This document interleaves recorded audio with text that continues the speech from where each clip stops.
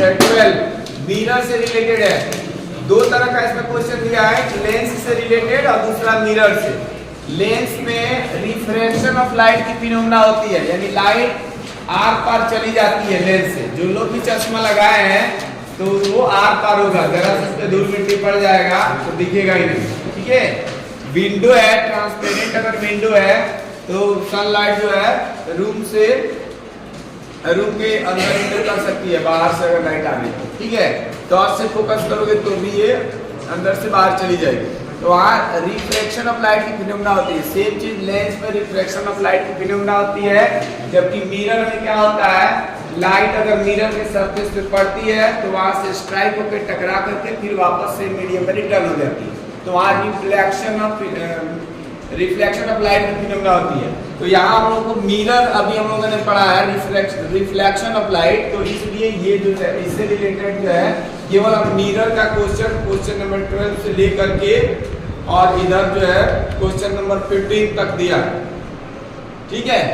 तो इसको बताते हैं। क्वेश्चन नंबर 12 क्या है देख लो। क्वेश्चन नंबर 12 लिखा है, an object is placed at the distance of 10 centimetre from the convex mirror of the focal length 15 centimeter.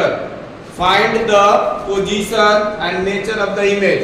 एक बार फिर से रिपीट कर रहे हैं, क्वेश्चन सुनो। An object is placed at the distance of 10 centimeter from the convex mirror. कोई convex mirror है, उससे 10 सेंटीमीटर की डिस्टेंस पे रखी गई है। तो ऑब्जेक्ट डिस्टेंस को जिसको कम समझ में आता है वो पूरा मतलब वर्ड में भी इसको लिख लेगा। ऑब्जेक्ट डिस्टेंस को हम लोग डिनोट किस चीज से करते हैं, यू से। और जिसको समझ में आता है कि यू और वी किसी से डिनोट करते हैं वो डायरेक्ट यू और वी लिख लेगा। फिर एफ अगर पूछा तो क्वेश्चन मार्क करेगा। ऑब्जेक्ट डिस्टेंस यू है तो यू की वैल्यू गिवन है 10 सेंटीमीटर। लेकिन मैंने बोला था कि by the sign convention you will taken always in negative because object is placed on the left side of the mirror. तो यहाँ पर बाय साइन कन्वेंशन लिख सकते हैं, by sign convention of the mirror, इतना ही शॉर्ट में लिख दिया। नेक्स्ट लिखा हुआ है of the focal length 15 centimetre. Convex mirror लिखा है और फोकल लेंथ लिखा है, तो दो तरह से हम समझ जाते हैं। फोकल लेंथ लिखा है तो फोकल लेंथ को किससे रिप्रेजेंट किया जाता है, एफ से। और कॉन्वेक्स मिरर है तो प्लस लगाएंगे। और कितना लिखा हुआ है, 15 सेंटीमीटर। प्लस क्यों लगाया, क्योंकि ये जो है कॉन्वेक्स मिरर है। और कॉन्वेक्स मिरर, कॉन्वेक्स मिरर का फोकल लेंथ, क्योंकि ऐसे कॉन्वेक्स मिरर बनता है तो यहाँ पर साइन कन्वेंशन ऑफ मिरर देखोगे तो ये पी और सी के मिडिल में एफ होता है।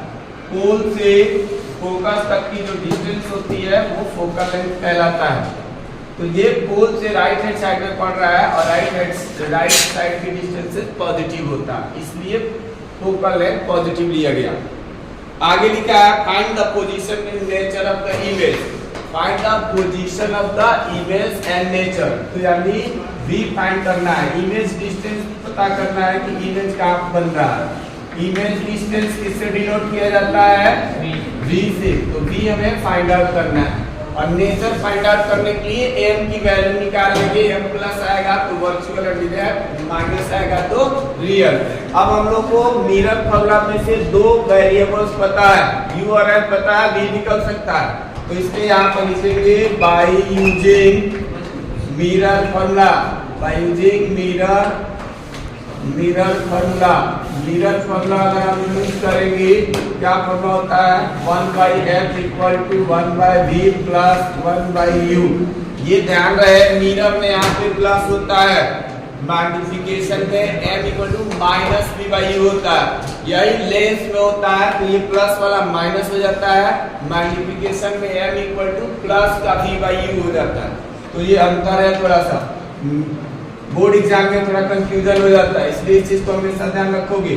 यहाँ पे 1/f के बदले 1/15 हो गया।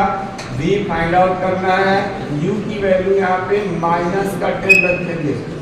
इसका 1/v प्लस में माइनस से डिवाइड करते हैं तो कितना आता है माइनस। तो ये 1/10 हो गया, यहाँ पे 1/15। 1/v की वैल्यू निकालना है, -1/10 लेफ्ट साइड में आएगा। तो जब माइनस आएगा तो इसको इधर ले आएंगे तो ये हो जाएगा 1/15 में 1/10 ऐड हो जाएगा। 15 और 10 का एलसीएम कितना होता है 30। ये आ जाएगा 15 2 जा 30, 33 जा तो ये आ जाएगा 5/30। इसको डिवाइड करेंगे 6 टाइम्स में 1/6 आ गया। ये 1/6 आया 1/v की वैल्यू। अब क्या करेंगे, यहाँ से रेसिप्रोकल करेंगे या क्रॉस मल्टीप्लाई। 1/v है और वो 1/6 है, रेसिप्रोकल लेंगे यानी v/1 करेंगे तो उधर 6/1 होगा। तो v की वैल्यू प्लस का 6 आ गया। इसका मतलब इमेज कहाँ बन रहा होगा, बिहाइंड द मिरर या on the right side of the mirror, या फिर कहा जाएगा on the opposite side of the object. कई सारा नाम है, माइनस आता है तो on the same side of the object, अगर प्लस आता है तो opposite side of the object. तो यहाँ लिखेंगे behind the mirror, behind the mirror at the distance of 6 centimetre, ऐसे लिख लेंगे। या दूसरा इसका लिखने का तरीका होता है opposite side of the object. यहाँ तक किसी कोई दिक्कत? उसके बाद क्या किया जाएगा, आप नेचर भी बताइए।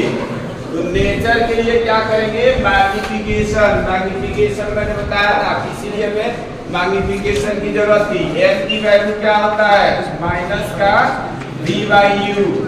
m तो ऐसे रह गया माइनस, साइन कन्वेंशन के अकॉर्डिंग u और v की वैल्यू रखेंगे। v आ गया प्लस का 6 सेंटीमीटर, तो यहाँ प्लस 6 सेंटीमीटर हमने लिख लिया। और u है माइनस का 10 सेंटीमीटर, माइनस से माइनस कैंसिल आउट हो जाएगा, माइनस में माइनस से डिवाइड करेंगे प्लस आएगा। m की वैल्यू 6/10 यानी 0.6 आ गया। ये प्लस का साइन आया और लेस देन क्या आया 1।